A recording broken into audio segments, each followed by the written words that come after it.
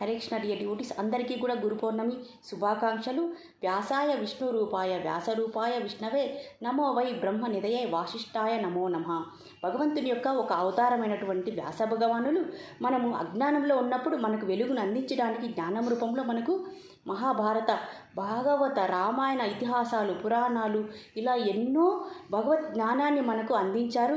అలాగే ఎప్పుడైతే సోమకాసురుడు మన వేదాలను సముద్రంలో దాచిపెడితే అప్పుడు శ్రీ మహావిష్ణువు మత్స్య రూపం దాల్చి ఆ వేదాలను తీసుకుని వచ్చారు. అప్పుడు వేదవ్యాస భగవానుడు ఆ ఇనార్డర్లో ఉన్నటువంటి వేదాలను 4 భాగాలుగా విభజించి మనకు అందించారు. అవే మనకి ఇప్పుడు ఉన్నటువంటి 4 వేదాలు.